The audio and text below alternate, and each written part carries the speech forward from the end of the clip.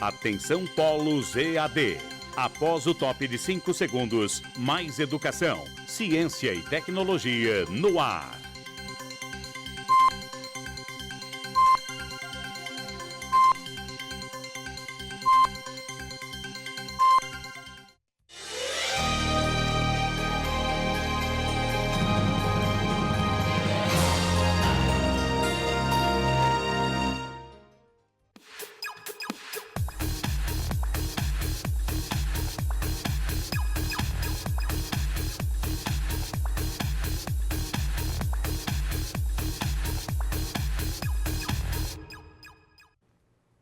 Olá, estamos aqui para mais uma aula de banco de dados, dessa vez a nossa última aula da disciplina. Então, para começar, eu convido a professora Ivanilce, que hoje substitui a professora Mariela, que estará com a gente para essa aula. Professora Ivanilce. Olá, boa noite a você, estudante do curso técnico. Como o professor Luiz falou, hoje é a nossa última teleaula da disciplina Banco de Dados, né? Estou aqui essa noite substituindo a professora Mariela, né? Vou acompanhar aqui no chat a interação dos alunos. E, professor, vamos começar? Vamos lá, vamos começar. Então, nessa aula nós faremos uma revisão de conceitos estudados. Vamos ver o que nós temos preparado para a aula de hoje. Acompanhe aí. Nessa aula nós revisaremos sobre a construção e a manipulação de banco de dados com apoio de sistemas gerenciadores de banco de dados. Nós também vamos conversar novamente sobre a modelagem de banco de dados relacionais. Vamos rever como definir as estruturas do banco de dados com o uso de uma linguagem para definição de dados. E também como é que nós podemos consultar o nosso banco de dados, consultar os dados armazenados no banco de dados por meio de uma linguagem, nesse caso agora, uma linguagem para manipulação de dados. Então, como eu já mencionei para vocês, nós tivemos 5 aulas até aqui, essa é a nossa 6ª aula, e nessa aula nós faremos revisão de alguns conceitos, né? São vários, são muitos conceitos, mas os principais, os mais importantes, nós faremos na aula de hoje. Então é importante que vocês tenham atenção para que possam dirimir as dúvidas relacionadas a esses conceitos de banco de dados. Então vamos lá para a aula. O primeiro conceito que nós trazemos é o conceito de banco de dados. Então, o banco de dados pode ser visto como uma coleção de dados relacionados. É importante definir também dados, que neste caso nós entendemos como fatos que são conhecidos e que efetivamente podem ser registrados e possuem algum significado implícito. Então veja, esse conceito ele é relevante no estudo de banco de dados, né? O conceito de banco de dados e o conceito de dados, que ele traz implicitamente algumas características importantes dos bancos de dados, né? Então um banco de dados ele é uma coleção de dados, é um conjunto de dados. Porém, esses dados têm que ter relação um com o outro, precisa ter uma coerência um com o outro, né, dentro de um universo de discurso, como nós conversaremos mais à frente, né? Nós temos alguns exemplos aqui que nos facilitam o entendimento deste conceito de banco de dados. Por exemplo, uma lista de contatos de um celular. Então, veja bem, essa relação de contatos que você tem no seu celular, algum outro dispositivo móvel, você tem ali o nome das pessoas, você tem o telefone da pessoa, o número de telefone da pessoa. Em algumas situações você pode ter também a informação se esse telefone é celular, é comercial, qual operadora, enfim. Percebam que é um amontoado de dados, mas esses dados possuem relacionamento um com o outro. Logicamente, eles estão relacionados um com o outro, né? Você tem um número relacionado a um nome, esse nome é de uma pessoa, esse número é de um telefone de uma pessoa, né? E esse conjunto de dados formam a sua lista de contatos. Então esse é um exemplo de um banco de dados, obviamente que um banco de dados não tão complexo assim, mas é um exemplo de banco de dados, tá? Continuando aqui, um outro conceito interessante para banco de dados, nós temos que é um conjunto de dados integrados que tem por objetivo atender a uma comunidade de usuários. Esse conceito ele traz uma uma característica bem interessante, né? Que o autor acrescenta na definição, torna público nessa definição dele, a necessidade de que o banco de dados atende um público específico, né? Uma comunidade de usuários. Sempre que nós criarmos banco de dados num ambiente corporativo, num ambiente empresarial, sempre que nós criarmos as nossas bases de dados, nós estaremos atendendo uma comunidade de usuários que se interessa por esses dados, que tem interesse no conteúdo dessa base de dados, né? Então, essa outra definição, ela complementa a definição anterior que nós falamos e discutimos sobre ela, sobre esse aspecto de atendimento, de necessidade do usuário, sobre esse aspecto de interesse dos usuários nos dados armazenados. Então, vamos continuar. Algumas propriedades implícitas dos bancos de dados. Então, um banco de dados ele sempre vai representar algum aspecto do mundo real, né, que é o que nós chamamos de universo de discurso ou mini-mundo. Essa propriedade implícita do banco de dados, né, no slide anterior já introduzimos essa ideia quando nós falamos de usuários e da necessidade de se atender os interesses dos usuários sobre a base de dados. Então, essa definição ela é muito importante para nós, essa propriedade ela é muito importante para nós, porque nós sempre representaremos em banco de dados uma parte do mundo real, né? A construção de banco de dados, ela tem esse aspecto característico, né, de representar um universo, um mundo que está sendo observado por um analista, por um projetista de banco de dados, pelo profissional que está a cargo do desenvolvimento do banco de dados. Então, nós sempre teremos, nem sempre é possível representar todo o universo no banco de dados, né? Ou todo o universo de discurso no banco de dados, mas os aspectos mais importantes daquele mundo, daquele universo, daquilo que está sendo observado, tem que ser refletido no banco de dados. O interessante é que, no mundo real, nós temos uma dinâmica, nós temos mudanças, né? As coisas mudam, os status mudam, as situações mudam. E essas mudanças precisam também ser refletidas no banco de dados, tá? Então, essa é uma propriedade implícita interessante do banco de dados, mas tem outras, vamos conhecer.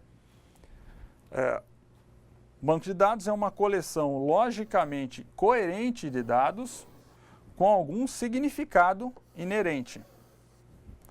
Ele é projetado, os bancos de dados, claro, né? Construído e populado com dados para uma finalidade específica. Então, nós temos aí mais duas propriedades implícitas, né? A primeira delas reforçando a necessidade de coerência dos dados que estão armazenados. Perceba, nós acabamos de dizer que nós precisamos representar o mundo real, nós precisamos representar o mundo que está sendo observado. E comentamos também que as situações mudam na vida real, no mundo real, e que essas mudanças precisam ser refletidas no banco de dados, né? Então, essa coerência ela precisa existir também no momento de se representar os dados que estão armazenados no banco. Então, isso é muito importante, né? Mais uma coisa, nós sempre construiremos banco de dados com alguma finalidade específica. Então, sempre que existir um projeto de banco de dados, esse projeto só existe porque existe antes do projeto uma finalidade, um objetivo, uma motivação para que exista uma base de dados, para que seja necessário armazenar dados, para que justifique a elaboração e a construção de um projeto de banco de dados. Então, são duas propriedades que vocês não podem esquecer. Vamos continuar então a nossa revisão. Essa imagem que vocês têm aí, ela representa um conceito de múltiplas visões sobre os dados. É um conceito muito interessante e vale a pena a gente refletir sobre essa figura e o que ela representa. Então, vocês observarem, nós temos aqui os funcionários de um departamento, aqui nós temos clientes de uma empresa, aqui nós temos a representação de diretores, gerentes, aqui mais embaixo os analistas de sistema. E todos eles olhando aqui para essa figura que está aqui no centro, que representa o nosso banco de dados.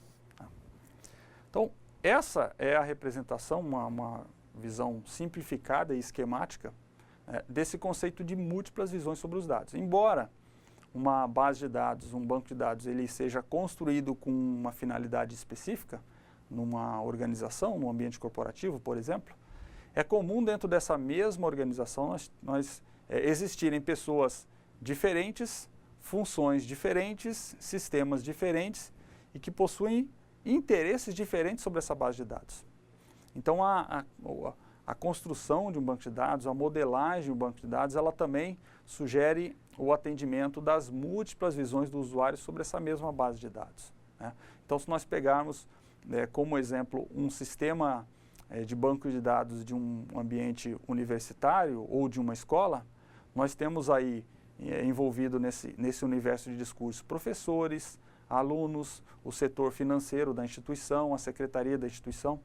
Então, basicamente, a visão, o interesse que os alunos têm no banco de dados, ela é diferente, por exemplo, do financeiro. Interessa ao aluno consultar as disciplinas que ele está matriculado, consultar as notas na disciplina, consultar as presenças que ele tem na disciplina, né?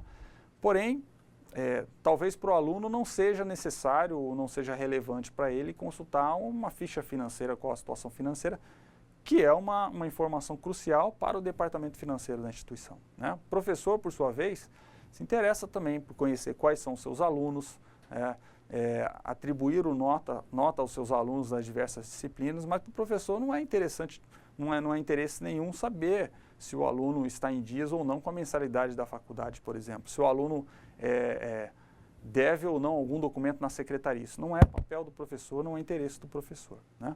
Então perceba que com esse exemplo, estou querendo dizer para vocês que no banco de dados de uma universidade, de uma escola, nós temos diversos usuários e interesses diferentes, distintos desses usuários sobre a mesma base de dados. Então, é a tarefa também de quem trabalha com banco de dados representar essas múltiplas visões, ok?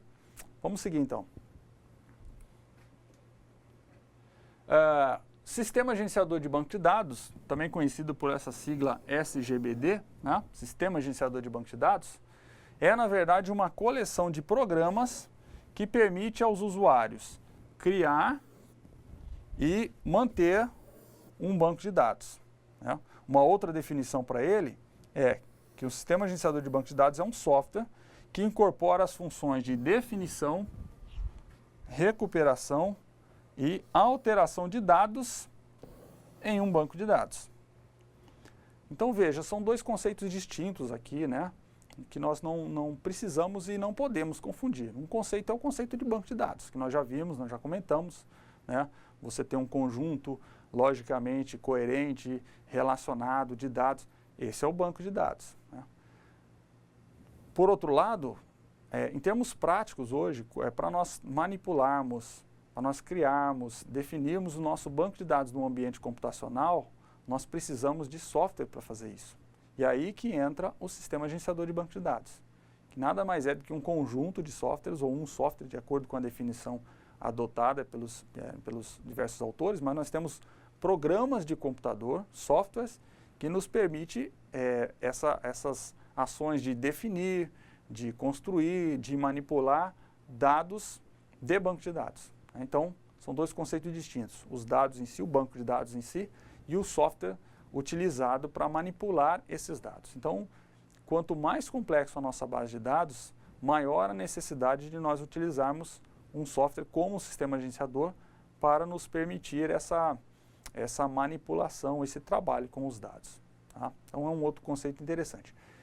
Sistema Gerenciador de Banco de Dados, nós temos diversos disponíveis no mercado, vários disponíveis. Para essa disciplina, nós optamos por utilizar um sistema gerenciador de banco de dados chamado MySQL, né? Mas nós temos vários outros, ou software livre ou software proprietário, disponíveis no mercado para utilizar.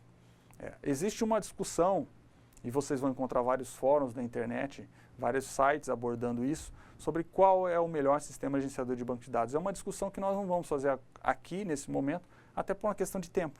Mas vale a pena você pesquisar os diversos sistemas gerenciadores, pesquisar as características de cada um dos sistemas, de cada um desses sistemas gerenciadores, né, as limitações de cada um deles, as capacidades de cada um deles, as funcionalidades oferecidas por cada um deles, para que você defina para você, para a sua para o seu ambiente organizacional, para as suas aplicações, qual é o melhor sistema gerenciador de banco de dados.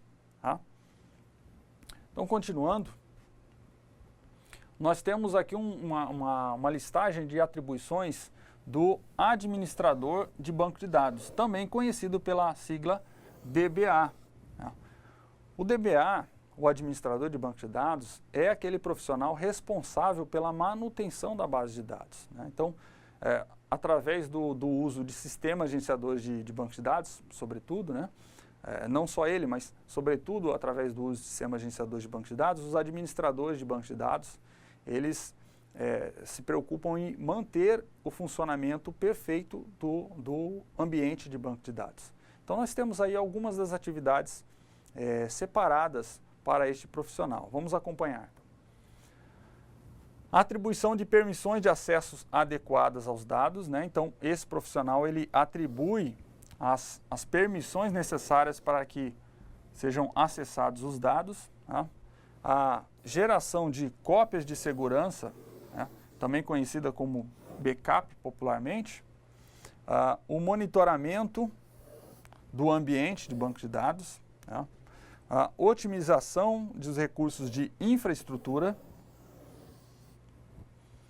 e o suporte à equipe de desenvolvimento de sistemas. Então, existem diversas atribuições ao profissional de banco de dados, ao administrador de banco de dados. Aqui nós citamos algumas delas, algumas que são importantes. E vocês percebem em algumas dessas definições que nós temos desde a concessão de acesso aos dados, né, naquele ambiente de banco de dados, né, administrado com o apoio de um sistema gerenciador de banco de dados. Então, o administrador de banco de dados, ele em muitas organizações é o responsável por isso, por implementar a política de acesso aos dados definida, né, nas camadas estratégicas e de direção das organizações. Mas vocês percebam que a tarefa do administrador de banco de dados, ela vai além do que o simples uso do sistema gerenciador de banco de dados. Esse profissional ele precisa também estar atento a todo o sistema de banco de dados, né? Não só ao SGBD, não só ao banco de dados que está ali armazenado, mas ao sistema operacional, à rede, a todos os componentes da infraestrutura onde o sistema funciona. Então, é papel também do administrador de banco de dados esse monitoramento, esse acompanhamento, visando sempre a melhoria da performance e o perfeito funcionamento do ambiente de banco de dados. Né? Mas, para isso, ele precisa estar inteirado com toda a infraestrutura onde roda o sistema gerenciador de banco de dados e o banco de dados está armazenado. Né? É importante lembrar também, em algumas organizações, esse profissional DBA, ele dá apoio aos programadores, aos desenvolvedores de sistema. Então, às vezes, os desenvolvedores precisam desenvolver interfaces para acessar o banco e, constantemente, o administrador do banco de dados é consultado para prestar as informações necessárias para que os sistemas possam ser desenvolvidos da melhor maneira possível. Então, são algumas das atribuições desse profissional, o administrador de banco de dados, a pessoa responsável por manter o banco de dados em funcionamento. Nós estudamos na nossa disciplina também o modelo entidade-relacionamento. O modelo entidade-relacionamento ele está no nível conceitual de modelagem. Né? Foi um modelo criado, então, por Peter Chen, em 1976, e ele representa toda a estrutura de um banco de dados através de alguns conceitos principais, que são entidades, atributos e relacionamentos. Então, nós vamos comentar nos próximos slides os atributos, relacionamento, entidades, que formam a base do modelo entidade e relacionamento. Foi um modelo criado em 1976, mas que até hoje ele é muito utilizado para modelagem de banco de dados. Né? Então, não é um único modelo conceitual existente, mas é um dos mais utilizados comercialmente hoje, organizacionalmente, um dos mais utilizados é esse modelo de dados, entidade e relacionamento, para a modelagem conceitual de banco de dados. Então, vamos conhecer esses conceitos principais do modelo entidade e relacionamento. O primeiro conceito que nós temos aqui é o conceito de entidade. E as entidades, elas são importantes porque nós utilizamos as entidades para representar tudo aquilo que se pretende armazenar no banco de dados. Então, coisas, objetos, fenômenos, pessoas, cargos, funções, etc. Quer dizer, a modelagem consiste em representar, né, um universo de discurso. É uma abstração que a gente faz da realidade para que a gente possa representar o universo, o mundo real, no banco de dados, né? Então, no modelo entidade de relacionamento, nós representamos tudo aquilo que nós pretendemos armazenar no banco de dados com as entidades, né? Então, no modelo de um banco de dados acadêmico, nós poderemos ter os alunos, os professores, as disciplinas, os cursos, os currículos, né? Tudo isso sendo representado por meio de entidades. Então, tudo que nós pretendemos armazenar no banco de dados, nós vamos representar por meio das entidades, tá? Essa é a importância do uso da entidade. Através dela que nós representamos o nosso modelo entidade de relacionamento, as coisas que serão posteriormente armazenadas no ambiente de banco de dados. Nós temos um outro conceito importante, que é o conceito de atributo. Esse conceito, obviamente, que ele está muito relacionado com a entidade, porque através dos atributos é que nós especificamos as características ou também as propriedades relevantes para uma entidade. Então, para isso, nós devemos considerar o nosso universo de discurso. Então, nós temos alguns exemplos aqui, né? Num ambiente de um banco de dados hospitalar, nós temos uma entidade aqui paciente, e para essa entidade paciente nós podemos ter como atributos dela nome do paciente, endereço do paciente, telefone do paciente, sexo do paciente e a idade, né? Para uma entidade médico, nós podemos ter nome do médico, o CRM, que é o número de registro do médico, né, no Conselho de Medicina, e o telefone do médico. Num ambiente de um banco de dados acadêmico ou escolar, nós podemos ter para um aluno, entidade aluno, o nome do aluno, uma matrícula do aluno, um código numérico ou alfanumérico para registro de matrícula, o endereço do aluno e o telefone do aluno. Agora, observe aqui, no caso de uma entidade aluno, a cor do cabelo pode ser considerado um atributo relevante? Então, essa é uma pergunta interessante nesse contexto, que ela mostra para nós que a definição dos atributos de cada entidade, ela depende muito do universo do discurso, tá? Ela depende do que está sendo representado e da relevância que aquele atributo tem, né, no que está sendo representado no mundo real. Nós sabemos que as pessoas, em geral, têm cabelos de diversas cores, né? Algumas nem têm cabelo, mas considerando que muita gente tem cabelo e os cabelos são diferentes, é interessante eu representar para cada aluno qual a cor do cabelo, ou se ele tem ou não cabelo. Será que isso é interessante? Será que isso é relevante num banco de dados de uma universidade, de uma escola? Né? Não sei, não é um atributo muito comum da gente ver nos bancos de dados registrado isso, né? A cor do cabelo das pessoas, até porque as pessoas pintam os cabelos, né? Cortam os cabelos, tiram os cabelos, usam perucas. Então, será que é um atributo relevante no contexto desse banco de dados? Então, essa pergunta só pode ser respondida se nós considerarmos efetivamente o que está sendo representado, né? Então, essa regra vale para todos os atributos. Nós utilizamos os atributos para caracterizar as entidades, né? Para representar as características principais das entidades, para representar as características que são relevantes naquele banco de dados que está sendo representado. Então, é uma análise que precisa ser feita considerando o ambiente do universo de discurso, ok? Vamos continuar então para a gente ver os relacionamentos. Relacionamento. Um relacionamento, no modelo entidade de relacionamento, ele serve para demonstrar os vínculos ou as associações existentes entre as entidades.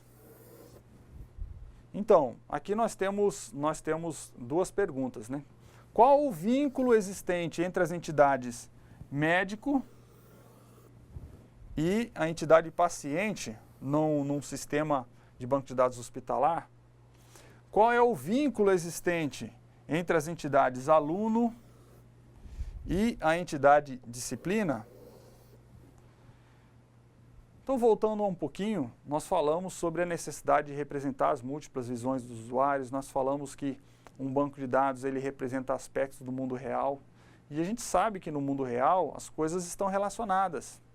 Então, num ambiente hospitalar, qual o relacionamento existente entre o médico e o paciente? Bom, ora, o médico presta atendimento para um paciente ele é atendido por um médico. Então, essas duas entidades estão relacionadas, existem relacionamento entre as duas, né? Num ambiente acadêmico, nós temos os alunos, nós temos as disciplinas. Os alunos se matriculam nas disciplinas, né? Uma disciplina, ela possui diversos alunos matriculados nela. Então, existe sim relacionamento entre aluno e entre disciplina. Assim como existe o relacionamento entre professor e disciplina, entre aluno e curso, tá? Entre currículo e curso. Então, essa identificação dos relacionamentos, ela obviamente que vai depender também do universo do discurso, mas nós utilizamos os relacionamentos para demonstrar que as entidades possuem associações, possuem relacionamentos, tá? Estão ligadas por algum tipo de relacionamento, ok?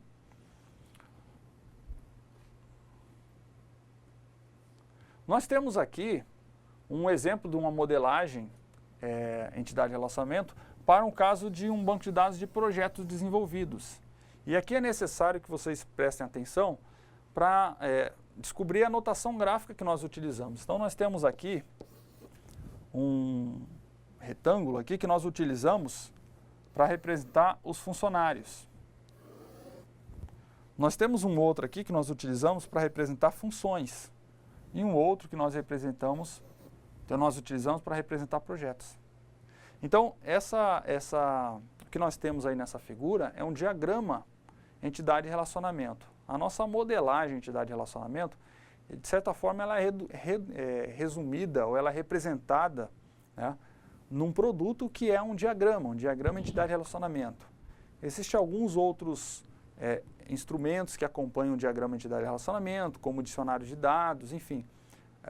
Mas o mais importante, o produto mais importante, geralmente é representado por esse diagrama entidade e relacionamento. Então, nós utilizamos os retângulos para representar as entidades, os losangos para representar os relacionamentos, né? E nós utilizamos as setas para indicar aí a existência dos relacionamentos entre as entidades. Então, vamos acompanhar nessa figura como é que acontece isso. Então, já mostrei para vocês aqui os nossos relacionamentos, as nossas entidades, são essas três entidades aqui que estão representadas. E nós temos aqui, ó, esses losangos, como esse aqui, como esse e como esse que representam os relacionamentos, tá? Então, nós temos um relacionamento gerencia entre funcionário e projeto, então demonstra claramente aqui uma ligação entre essas duas entidades. Nós temos um relacionamento aqui possui entre funcionário e função, então funcionário possui uma função, demonstra aqui esse relacionamento. E nós temos um outro relacionamento trabalha em, onde nós temos funcionário e projeto, mostrando o relacionamento entre os dois. Então, esse é o diagrama entidade e relacionamento, e é dessa maneira que nós representamos, então, as entidades, os relacionamentos e os respectivos atributos, né? Se vocês perceberem, aqui nós temos o nome da entidade, né, todo em maiúsculo, e nós temos aqui os atributos, neste caso aqui, matrícula, nome e sexo. Aqui nós temos a entidade função e os atributos, ID função e descrição, tá? E aqui nós temos projeto e os atributos. Nesse caso aqui, ó, nós temos matrícula e número como atributos do relacionamento, tá? Então, esse é o diagrama entidade e relacionamento. Então, essa primeira parte da modelagem, né, o primeiro nível de modelagem é a modelagem conceitual, né? Vamos ver o que aparece na sequência, então. Nós temos aqui um outro exemplo, né, para ilustrar de uma modelagem da biblioteca, de uma biblioteca. Tá? Então, mais uma vez, nós temos aqui as diversas entidades, né, um pouco mais, uma quantidade maior de entidades aqui. Né? Claro que essa quantidade de entidades depende do que está sendo representado. Os relacionamentos chamam a atenção de que nessa notação utilizada pelo autor, essa seta aqui dentro do relacionamento indica a ordem de leitura. Né? O gênero classifica uma obra. Né? É isso que indica nessa seta. Agora nós temos aqui também, ó, cardinalidades. Então essas cardinalidades, pode ser 1 ou pode ser N, indica a participação dos membros dessa entidade aqui no relacionamento. Né? O N representa muitos ou mais de um. Né? Pode ser 1 ou mais de um. Tá? Uma outra parte importante da modelagem, um outro nível de modelagem é o nível lógico. Nós saímos do nível conceitual, agora vamos para o nível lógico. E nesse nível nós estudamos um modelo que é o modelo relacional. O modelo relacional é o modelo mais utilizado nas aplicações que nós temos disponíveis no mercado hoje. Né? Existem outros modelos, mas o modelo relacional é um dos modelos mais utilizados no nível lógico. Então vamos conhecer um pouquinho o modelo relacional. Então, no modelo relacional, as informações são armazenadas em tabelas. Então, as tabelas são organizadas em linhas e colunas. Uma linha da tabela, ela vai corresponder a uma ocorrência da informação. Tá? E no caso das colunas, ou também chamado de campo, nós vamos ter as subdivisões lógicas ou compartimentos para diferentes informações contidas em uma mesma linha. Então, nesse slide, nós temos aí, nesses tópicos, aquilo de mais importante que nós temos no modelo relacional. Né? O modelo relacional, ele é formado por tabelas. As tabelas, por sua vez, elas são compostas de linhas e colunas. Eventualmente, todos vocês já trabalharam em algum momento aí da vida escolar de vocês ou do dia a dia, já trabalharam com tabelas. Então, conhece bem a estrutura tabular, uma estrutura de tabelas. Então, no modelo relacional, nós vamos utilizar as tabelas, né, para armazenar as coisas. E essas tabelas vão ser divididas, então, por linhas. Cada linha nós vamos ter uma ocorrência da informação que está sendo representada na tabela. Então, numa tabela de alunos, cada linha da tabela será um aluno diferente. E nós vamos ter aí os campos, os atributos para representar informações específicas, compartimentos sobre cada aluno. Então, uma coluna para o nome de aluno, uma coluna para a matrícula do aluno, uma coluna para o endereço do aluno e assim por diante. Ok? Vamos continuar aqui com o modelo. Então, nós temos aqui um outro diagrama, nesse caso para banco de dados de uma universidade. A nossa notação está um pouco diferente da notação anterior. Né? Um pouco diferente. Perceba que nós temos aqui agora uma tabela de uma representação gráfica da tabela aluno. Então aqui nós temos o nome da tabela, né? Tabela aluno. Esse atributo que aparece aqui destacado, matrícula, é o atributo considerado chave primária. Né?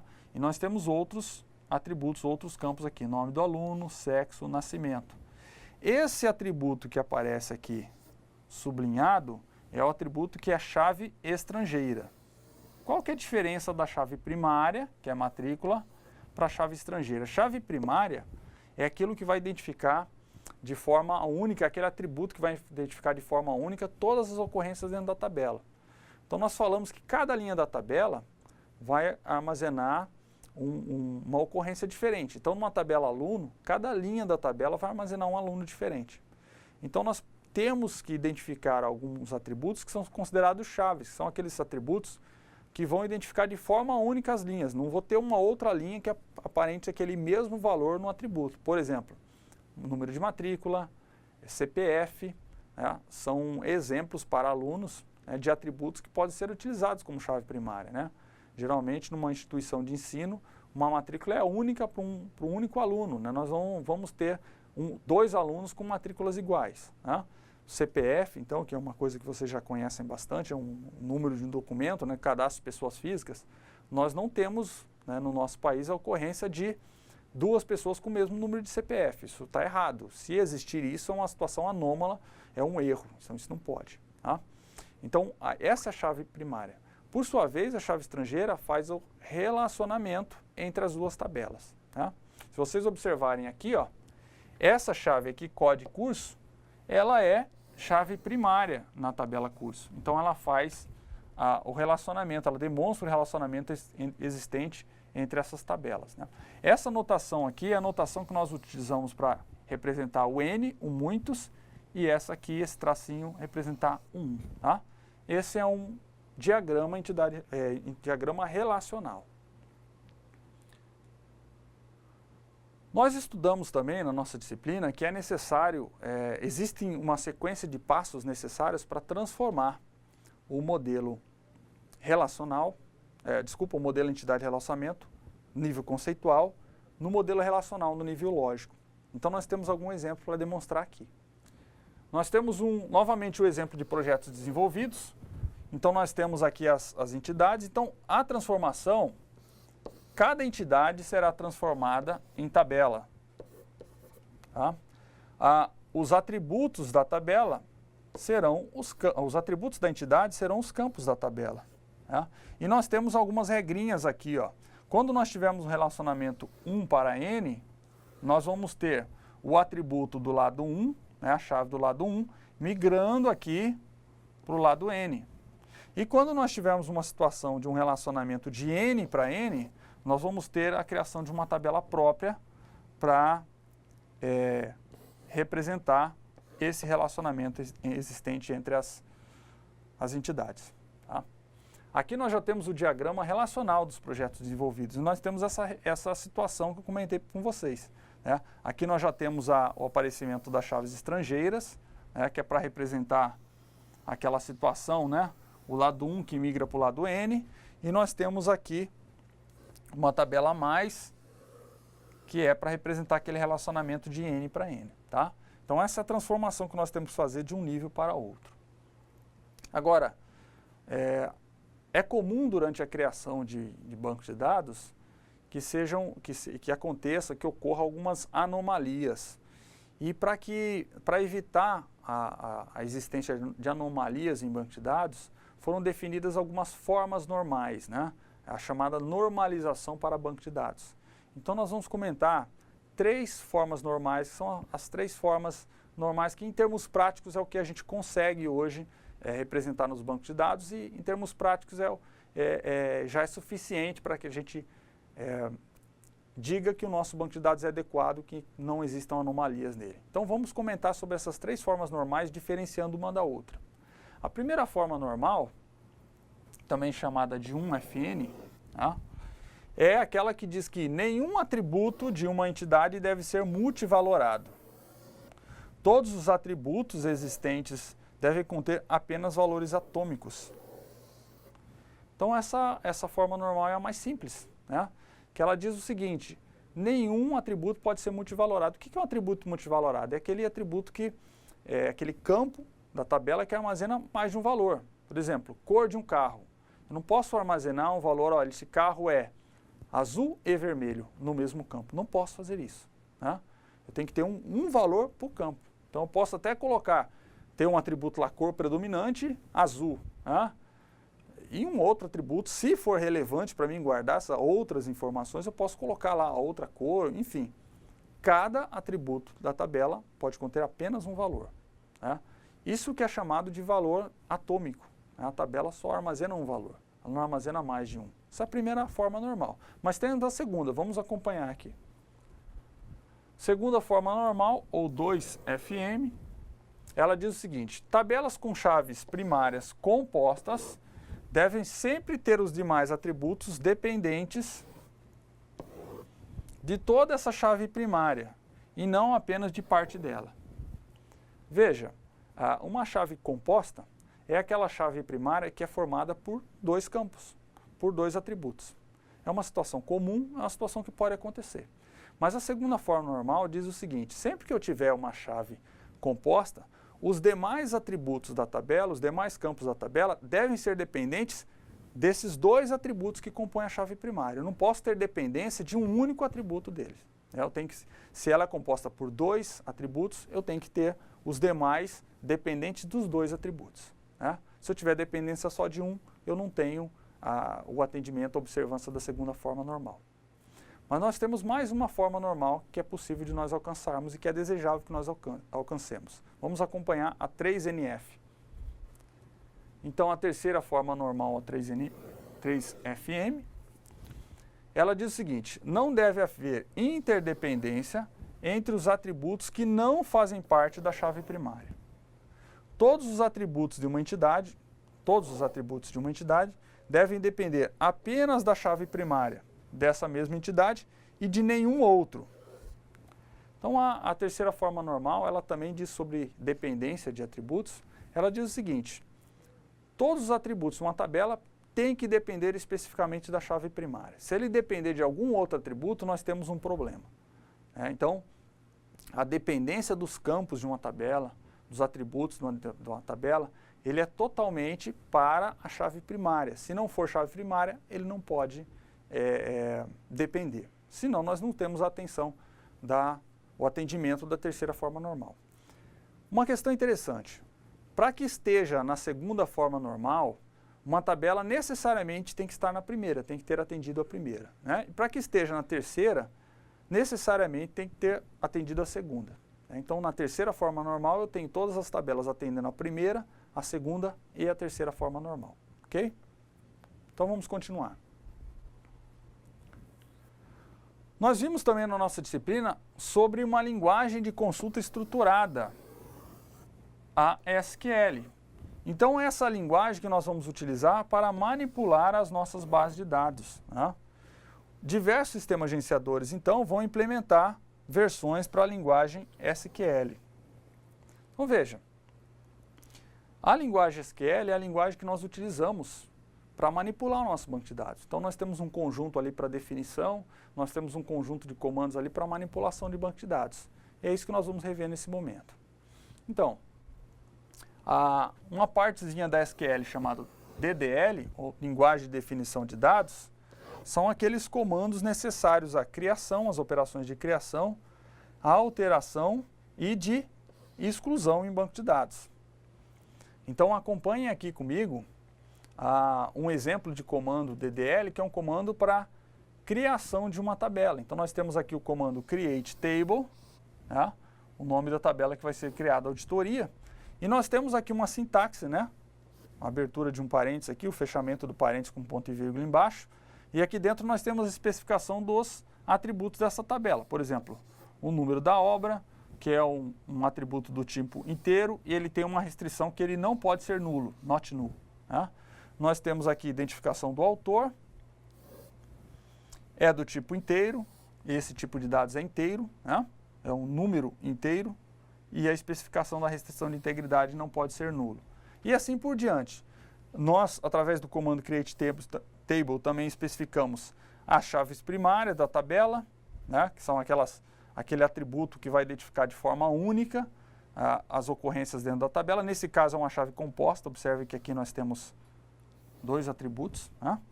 Nós especificamos também as chaves estrangeiras, né? Foreign key, que é aquela chave que vai fazer implementar o relacionamento entre as tabelas. Tá? Então, isso nós fazemos com o comando create table, que é um comando SQL para criação de tabela.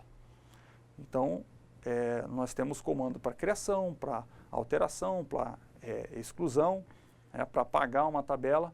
São comandos da DDL, comandos de SQL para criação de estruturas de banco de dados. Né? Aqui foi só um exemplo, mas nós temos outros.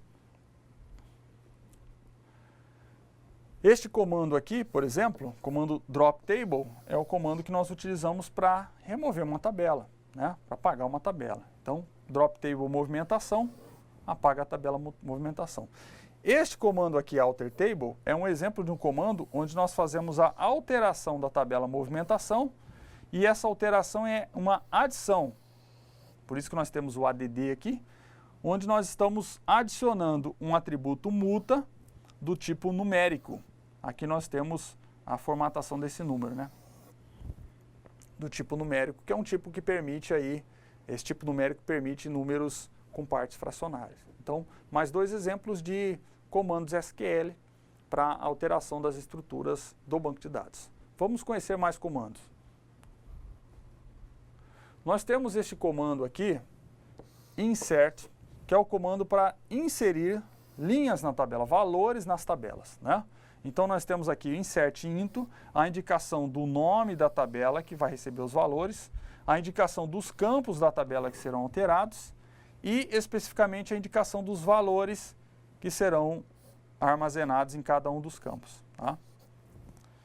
Aqui embaixo, na linha 4, nós temos também outro exemplo de comando insert, né? Nesse caso na tabela gênero novamente, informando que os campos ID gênero e descrição receberão respectivamente os valores de ID e didático e tecnológico. Então, através desses comandos que nós inserimos os dados em tabelas específicas do nosso banco de dados, né? São comandos de linguagem SQL também, ok? Um outro tão importante quanto criarmos estruturas é selecionar dados da tabela, né? Então, nesse caso, o comando select, ele faz isso. A estrutura básica do comando select é formada pelo select, onde nós colocamos o que nós queremos que o sistema gerenciador retorne para nós através da SQL, né? Então, nós queremos o nome, a data de empréstimo e o número de livros. O from, que é nós indicamos a fonte onde serão buscadas essas tabelas, essas informações, no caso na tabela usuário, que nós atribuímos aqui um apelido para ela de U, e a tabela movimentação, que nós chamaremos de M. E o where, que é a condição de seleção. No caso, nos interessa todos os registros, né? Nome, data de empréstimo e número, onde essa condição seja satisfeita. Matrícula da tabela usuário seja igual a matrícula na tabela movimentação, tá? Nós temos um outro exemplo aqui na linha 5, onde nós estamos selecionando o nome, a data de empréstimo e número de livro e título. Nós utilizamos para isso as tabelas usuário, movimentação, livro e obra, e a condição nossa é um pouco mais complexa, né? Então nós temos que atender essa situação, a matrícula de usuário tem que ser igual à matrícula de movimentação. AND é um operador aqui, né, pessoal?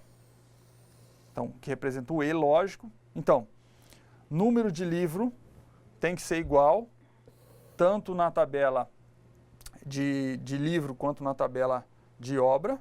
Desculpa, na tabela movimentação e na tabela de livro. E aqui também, ó, nós temos na tabela de livro e na tabela de obra, esses dois campos, NR obra tem que ser igual. Então, se essa condição aqui do where for satisfeita, retornar verdadeiro, ele seleciona os registros para nós, né? Tem que ser verdadeira essa situação, essa e essa aqui. Então, esse é o exemplo de um comando para seleção de dados, o comando select, ok?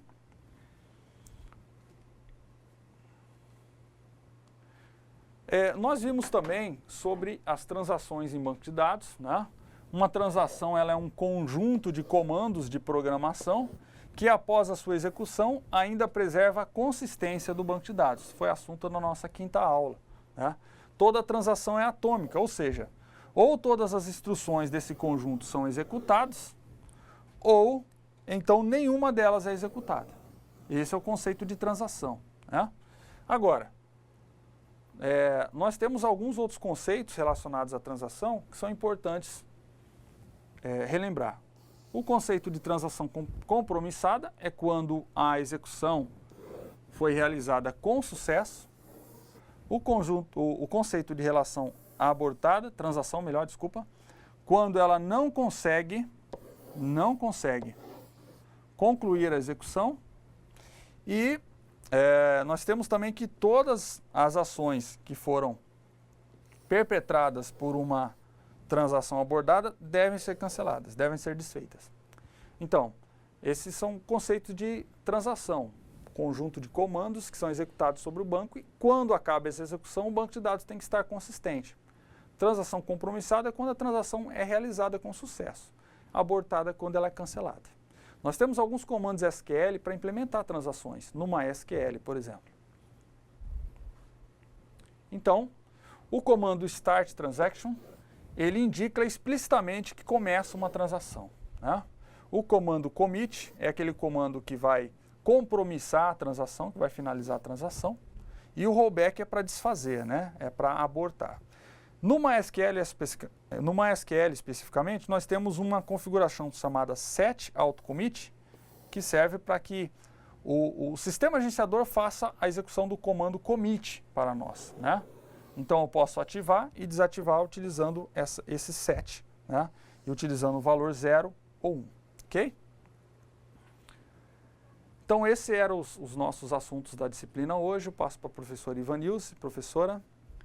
Então, professor Luiz, muito interessante a revisão que o senhor fez aqui. Eu espero que você, estudante aí no polo, esteja atento, né, para fazer sua prova agora. Leia atentamente, verifique as especificações e as orientações da provinha, né. É bem importante que você tenha relembrado esse conteúdo, né, de todas as aulas, né, anteriores que o professor revisou agora há pouco. Aí tu fará uma prova interessante. Não é isso, professor? É isso, professora. E então nós vamos finalizar por aqui a nossa disciplina. Você precisa agora de um tempo para fazer a sua avaliação, a sua prova, né? E espero que você continue o estudo de banco de dados, porque é muito interessante, é um assunto que não se esgota, né? Mas de qualquer forma você precisa fazer a avaliação dessa disciplina. Eu desejo a todos uma boa prova, desejo também que nós estejamos juntos em outras disciplinas. Boa noite, alunos. Boa noite, professor Ivanilce. Boa noite, professor. Boa noite a todos e uma ótima prova aí no polo. Até mais. Boa prova.